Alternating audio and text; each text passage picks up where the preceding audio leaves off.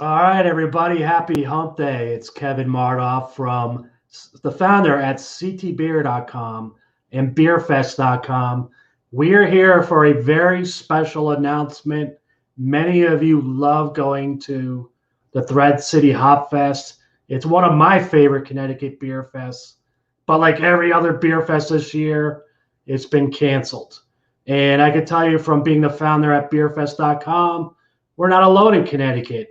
Every other beer fest is canceled when COVID first hit us back in March. And here's the thing: while there's at beerfest.com, we typically see about 3,000 beer fests a year. Many of my clients that I work with are nonprofits. When these beer fests happen, the proceeds go back to their community, to their fundraising efforts. They really depend on these events to happen. And of course, since they didn't, many of these folks are hurting and they're looking to pivot. And Thread City's no different. And I think this would have been their sixth year. Our guests could speak to that better than I can. But I can tell you, I've been going to this thing every year. And these guys do such a great job to support the community. All funds from Thread City go to support some great local charities. David Wollner, the founder of Willimantic Brewing, put his heart and soul into this. And as many as you know, there's always great beer at this fest, from old favorites to new breweries making their first appearance in Connecticut. You can always count on having good beer. But tonight's about, I want you guys to kind of take a look behind the scenes of what goes on. It's run by volunteers. There's a lot of philanthropy. Every money spent here goes a long way to help people in need into the local community. And I think that's a big reason why people go to beer fest, for good beer, but to help others. So we're gonna learn about more of that story, but I don't want to cut corners. We're here for the beer. There is a major special announcement. I don't want to give any spoilers. That's my guest job. So without further ado, let me introduce my guests for this evening. First and foremost, I want to introduce Chris McNaboe. She is at Horizons, and she's a charitable partner at Thread City Hop Fest. Hi, Chris. How are you? Hi, Kevin. Doing great. Glad to be here. Glad that you could join us. And by the way, Chris is in the private dining room at Willimantic Brewing Company. That's right? Right. We're socially distancing and keeping all of those safety measures in place, even during these kinds of activities. It's the only way to fly. And this is, and cool picture in the background. And but it's more than just a picture. He's here in his secret office, the owner, the founder of Willimantic Brewing Company and of the Thread City Hop Fest, my friend, David Wollner. Hi, everybody. Welcome. Welcome to the office of David Wollner, where he has to hang up sweatshirts to cover up change of clothes and boxes of empty cans and all kinds of things. It's not as glamorous as you might think. Yes. But I am over Chris's shoulder, I see. Yes. Yeah. Well, thank you. I'm glad you guys have joined us for this. I wouldn't call it groundbreaking, but we're trying something new this year. The Willimantic Renaissance, which always puts on the Thread City Hop Fest, and teams up with us and our local charities to try to bring new and interesting and fun beers to people in Eastern Connecticut. And I know that many people travel to come to that event. And as much as we were hoping to put something on this year, it just didn't seem to make sense to have a live in-person beer event. So with the help of Karen Gilbranson, who's the brains behind a lot of what goes on with the Thread City Hop Fest, she's been able to coordinate with Kevin and to get the help from Chris, and we'll get some other volunteers involved to bring the beer to you in a special case. So what we're doing is we're planning on a subscription. The first month, the subscription will be available the weekend of Columbus Day. And what we're going to do is we're going to have 11 different breweries and one cidery contribute 2 cans or bottles of a specific style of beer to the case. We'll pick the beers. We've already got the breweries and the cidery lined up. And I think it's going to be well worth the $100 subscription. to have some beers that the brewers themselves are very proud to promote. Some of these beers may be new to the market, and you'll be getting some of the first tastes. Some of them may be tried and true favorites, but I know sometimes when we all go to Hop Fest or Brew Fest, we tend to focus on maybe one style of beer. This will not be that. You will have a mix in this case. There'll be some sour. There'll be an IPA. There are going to be malty beers, hoppy beers.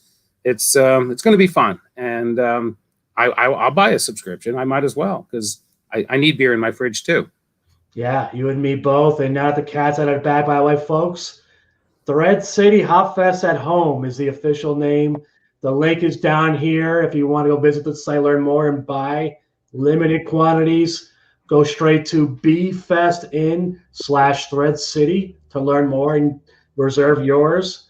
And yeah, I'm with you, Dave. This is great for the community. You know, just because we can't have the beer fest, people are going to still get access to all the great beers that they're accustomed to at getting your fest. And they can pick it up at Willimantic Brewing Company. You know, let's go back to like the intro, and I want folks to know that this event has always been about the community.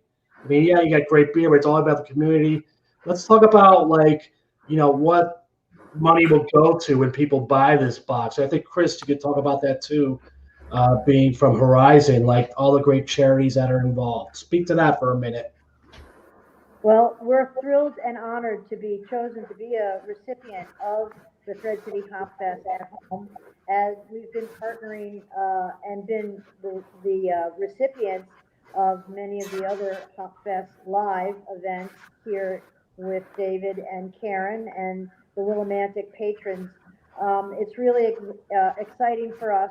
We're one of the charities this year, including the Covenant Soup Kitchen, the Mill Museum, and of course, Willimantic Renaissance, that will be recipients of this. It's very exciting for us.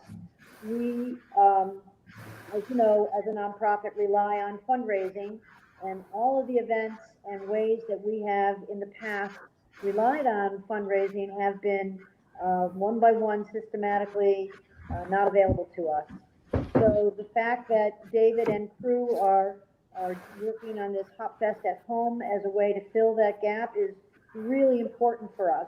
You know, in our agency, 12% of our income is fundraised income. And, you know, that's many hundreds of thousands of dollars. So we're thrilled to have an opportunity that Hop Fest at Home affords us to continue having that connection with fundraising. Yeah. And Kevin, as you said, this would have been our 6th year for the Hop Fest. And just last year alone, we donated over $30,000 to the local charities and the Connecticut Brewers Guild. And we know that the charities that are benefiting, that's a huge sum of money that helps with their budgets, that often pays their heating bills or feeds families. And with the Mill Museum, you know, again, they're like every museum, they're struggling. And we're hoping that, you know, if we can get a couple $1,000s here and there, that it'll at least help a little bit with their budget. It's not going to make it work, but it's a step. And if we do this every month and we can keep it going because there's an interest, then it's that trickle down effect, and it'll get to the sources where they need it most. Right. No, that's good to know. And, you know, obviously I think people, you know, they want to, the beer's going to be fantastic. I'm not sure it's in the box yet, and maybe you can elaborate on that later, but, you know, all money from this goes to a great cause, to the local community. And as long as I know you, Dave, you've always been about the community, supporting others. And, you know, it's just great. And it sounds like, obviously, you know, we're going to take this a month at a time. Right now, it's you're shooting for October, but you have more plans to do more months if all goes well, right? That's correct. We're hoping for a November release the weekend before Thanksgiving, and then a December release right before Christmas. So pretty much on every month, you'd be getting 24 cans or bottles of beer to share. That's why there's typically 2 of each. Mm-hmm. And we're also planning on doing little tastings, maybe some virtual tastings. The brewers are hopefully putting some brewers' notes in there and why they made the beer, or maybe even what that's going to benefit. We've been very lucky also that the Hop Fest has been supported by the brewers and the food trucks for all these years. And the brewers have mostly donated their time and their product So we've been able to make such large donations, and many of them this year are stepping up and doing the same thing. And it's tough for them, and for them to say, yeah, I can donate a couple of cases, or I can donate 4 or 5 cases. It's been great. And Hartford Distributors is stepping up. They're going to be getting us some of the flats to put the cans in, and they're also going to be compensating for some of the cost of the beer. So we're going to have Counterweight and Hooker and Sam Adams and Alvarium and Fox Farm, just to name a few. And I can mention a few more when the time comes too. And Stafford Cidery will be the cider this month, right up in Stafford, Connecticut. So we're trying to find beers from across the state. And hopefully next month we'll get some more, and after that. So I think it's great. It's a great opportunity for people to sample Connecticut and in the region, and not have a large investment for it. Right. No, totally. That's a heck of a lot of beer. And I always kind of, tell my friends, anything going to get through this, I think it's going to be beer. And I love how the community's coming together, the other breweries to help. Should also mention too, this is also a very volunteer-driven organization, and the volunteers, when folks want to pick up their beer, the volunteers are going to be there. It's all volunteer run too. That's right. It's going to be fun. Well, we figure if we need 9 cases of beer from each brewery, and you got to take 2 cans from each case and put it into another box, it's going to require many hands. It'll be the Henry Ford assembly line. Right. We're good at things like that. Nonprofits know how to roll up their sleeves and help out, and we're all prepared to help wherever we can on this. And a really exciting thing for us, I think, is that it's going to be an assortment of beers, and we might not have typically chosen some of those because of our own taste profiles that we prefer. And this is a great way to open up our senses to a new experience. So it's another win-win. 100%. And that's what makes craft beer so great. I mean, there's going to be 24 beers. Try them all. You're going to find some new styles you might like. It's a good way to try it and share it with your friends too. Exactly. And there's so many. I know you gave a brief list of Connecticut breweries, but some of those guys are some of the more. There's some great breweries involved in there as well. By the way, right. I mean, Beard is stepping up, and they have their new location, and it pretty much had to be shut down right after they opened it in Groton. Hog River, of course, my former brewer Ben, he'll be involved on this batch. Brassworks out on the other part of the state. So we've had lots of people that have said, we want to help, we want to be part of it. Labyrinth in Manchester. So I'm very excited, and I'm looking forward to, if any of the folks have any breweries that they might be interested in seeing featured, to reach out to them, to reach out to us, so we can get them in the next case or the case after that. Yeah, that's awesome. That's the big plan. Let's keep this thing going and keep that steady stream going to the charities. And the more we can do, we can add more charities. It's really just labor on our part is putting the cases together.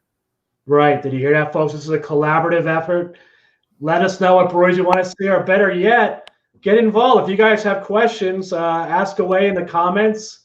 I can relay that to the screen, and David and Chris could answer that for you. But this is cool, and this is a first for Connecticut too.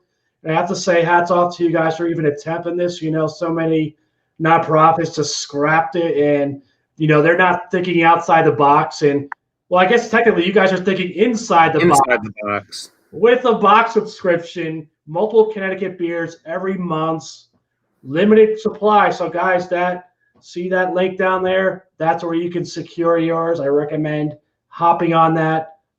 Pun intended? Okay. Hopping on that right away. You can lock up your box. If you miss this month, don't worry. We'll do it again next month. David, what's your website? How people could contact you and give you feedback about this whole thing? They can always get me at david.wollner@willybrew.com or wbc@willybrew.com. Mm-hmm. And then the Thread City Hop Fest does have its own Facebook page and website, and you can get information there. It's out there if you look. I'm sure everybody's going to be talking about it, so it's going to go viral. And we're going to have to do 1,000 cases. Pretty much. I think people are tweeting the heck out of this right now. So, and it's gone viral on TikTok for sure already. So, this is that. Yeah. to promote it as well. We're going to put it on our social media as well, and all of the folks that support us want to support the people who make this happen. So that's how we've been able to grow some of the patrons at some of these events. Yeah, no, 100%. And Chris, I know Chris is going to be helping out with some cooler space for a little while, possibly to help us build the cases there. And we'll have a refrigerated truck on site at Willie Brew when the release times are available. Once you basically get into your box to buy it, get the subscription, it'll come up with a time that you can come and pick it up. They're in 15-minute increments, so we can maintain proper social distancing. We don't want to overwhelm people. We know that we still have something going on that we need to maintain proper procedures for. So it's not going to be a free-for-all for everybody to come at once. It'll be over a 2-day period, over a 3-hour span each day, and it's going to be nice. It's going to be great, and it's only 100 cases on this first run. So just saying. If you snooze, no booze. Is that what you're saying? No, I didn't say that, but that was good. Oh, I did. List of things that you got lined up to say, Kevin, because those are good ones. You like that one, right? You could take Pretty that. Good. Let me ask you this too. Like, you alluded to the virtual events. I know we were talking about that. What I kind of like from the next to getting good beer at Beer Fest is folks always tell me they want to talk to the folks who brew beer. And for your kind of virtual events, what did you have in mind for Thread City ticket buyers? Well, so, one of the things would be to get you involved, of course, so you can make those comments that make everybody laugh. But, not just for me, but to get maybe some of the brewers. Maybe we can get Adam from Labyrinth to, spend 5 minutes and talk about the beer that they're going to provide, or, Zach from Fox Farm. I think it's a way that the brewers get to interact as they would if they were at a brew fest, right? Where you come up and you say, hey, tell me about this beer. If we can't do it virtually, hopefully we'll get other information. So at least when you get that case, you'll have a little bit of an idea of what that beer is supposed to be, or what it's at least portraying itself as. Very cool. Well, you can count me in, and I'd love to talk to the brewers. And that's the feedback we get from a lot of folks is, I like good beer, but I want to talk to the folks who brew it. And if there's one good thing that come out of COVID and these Zoom calls is now we can be front and center and people can pick our brains and we can have that nice little exchange. And, and brewers could be front and center, tell their story. And, people always want to know the whole process of what goes into brewing beers. And I got to say, from getting to know for so many brewers out there, it seems like every one of you guys just have a cool story about how you started and, how you brew your beer. And Dave, I don't know if you know or not, but you were actually the first craft beer I ever had. Really? Yeah, in my hometown. You were at New Canaan at the Nature Center. I went to a beer fest and I walked up to your stand. It might have been you, although I think I remembered you because you were probably said something that made me laugh hard. But I could have sworn it was you. And I also remember the enthusiasm at the event and getting to taste this handcrafted product made with love. And I was like, this is pretty cool. And that was the day that I started pursuing craft beer and put big beer in the rear view. So, but that's what there's nothing like tasting fresh beer. Nothing like it. There's no great, right? Chris, you're a big craft beer. What's some of your favorite Connecticut breweries? Well, I have to say I'm very loyal to Willimantic Brewing. I love the beer that David, he has made me really appreciate craft beer and help to broaden my palate. When I first started coming here, I was really a one-trick pony in terms of one kind of beer. And David would every once in a while say, why don't you try a taste of this or a taste of that? And now I've got a much broader appreciation for lots of different flavors and flavor profiles. And I'm really enjoying a lot of what David makes. And I've enjoyed some other ones too, but I'm pretty loyal right now to Willimantic Brewing. Yes, I hear you. Well, isn't that the point, though, to try the different beers? And again, that's one of the reasons why we're doing this, is to give you a variety pack, in a sense. Totally. You don't have to go to the store and pick it out. But however, if you find some of these beers that you really like, hopefully you'll reach out to those breweries and find out if they have more or what other beers they may have. So it'll be an introduction for you too, not just stick with your favorite brewer as Chris would, but to give her a chance to maybe go to the store and find something else. Totally. Because we're all in this together, as they say, right? 100%. And you know what? I'm curious, Dave, to get it back to starts. What craft beer got you started into craft beer? So I'm a little older than you might think, but I started homebrewing in 1980. So you can do some crunching numbers there. But my late brother, he took me to the Peculiar Pub in New York City. And it was really cool. They had slate tabletops, and they'd give you chalk to write on. So that turned me on to a lot of imported beers then, like Fuller's, ESB, or Pincus. And I started to drink those beers and really like them, and got a homebrew kit, mail ordered, while I was in college. Went to Champlion's General Store, started buying ingredients from them. They had a homebrew competition every year. I brought one of my beers. I saw them when they popped the bottle because I didn't take the label off, so it still said Molson on it. And then I saw them pour it in the glass, and it had this big foamy head, and I'm like, oh, good, it's carbonated. And then they bring it up to their mouth, and they're sniffing it, and then they're taking their notes, and pretty much it was a pure dump. It tasted like cider.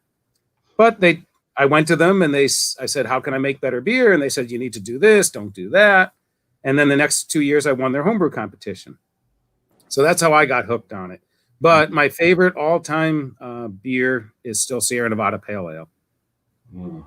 Yeah, can't go wrong with that one. Can't go wrong with Sierra. No, they just make solid brews, and he's certainly the godfather, I guess, right? Yeah. And innovative, and just environmentalists. It's just they do it all right there.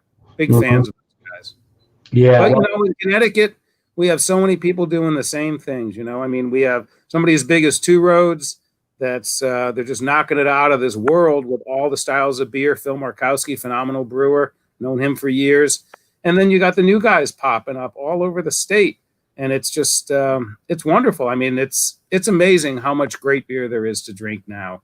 That's so local. Within 15, 20 minutes of your house, you can get fresh made beer. It wasn't that way, of course, when I opened, and it's just wonderful. I love it. I'm with you. There's so many great variety and choice in this state. And I think you told me once, your vision was to have a brewery in every town. And the way it's going, who knows? That vision might come true. But we got to give credit where credit's due, Dave. I don't know if, craft brewing in this state would be where it is today without you, because you've always been so helpful to brewers and, pushing the envelope and supporting craft breweries. Look at this start. And like you say, the funny thing is too, is that going to so many beer fests, I meet a lot of newbies. I call them brewbies, but who want to try this beer. And if you're new to craft beer and you want to mix it up, this box is this could be your intro to craft beer. This could be your Sierra Pale Ale. Maybe you'll discover something that you really like. And Connecticut's such a small state. You could go anywhere here, right? What is it, an hour to get anywhere? Well, I guess from Willimantic, you're pretty far from everything, but not far from where you are. No, it feels, I think it's like an hour and a half, but it's okay. I like to drive. It's a scenic route here in Connecticut, and fall's coming up, so that's true.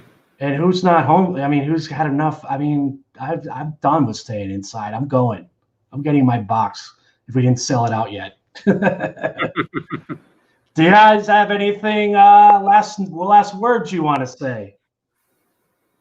I just want to thank David and everybody associated with HopFest at Home. Karen's done a great job brainstorming how some of this can go, and I really appreciate not giving up because of COVID on the idea that beer is a great way to support charities and to get people together, and like you said, Kevin, to come out during these times when we've been all stuck at home. And it's just a wonderful thing to look forward to. And I think we all need that these days, things to look forward to. And that David has been able to stay open and provide this fresh beer all through this pandemic has been wonderful. So, David, my hat's off to you for plowing through all these uncharted territories and making it work. Well, thank you, Chris. And, again, this all happens with volunteers. And your support and your group of people have always helped us. And we're gonna push through this. It's gonna be over someday, but this may be a new kind of fest. We'll see. Yeah, maybe so start us up. We will, and I echo your sentiments. We will get through this, but we're going to get through this with great beer from great local breweries. Thread City Hop Fest at home. There's a link down here. If you haven't gone, get there. I think these are going to go quick just based on the breweries David alluded to. And don't forget to proceeds go to a great cause. My hat's off to you. If I had a glass, I would raise it right now. I don't know what I'm doing. I will. Do it for me. Drink that great beer. There you go, Chris. There we go. I applaud you both for doing this for the community. No beer fest. It's a bummer. But just having the honor to still get great beer and connect with brewers. Thank you for doing that for us. Thank you, Kevin, for teaming up with us. And this is going to be great, everybody. Yes. Get them while you can. Get your boxes. We'll see you on the other side, folks. Thanks again. All right. Guys. Thanks, everybody. Thank you. Thank you. Cheers. L'chaim. Happy New Year. Happy New Year, indeed.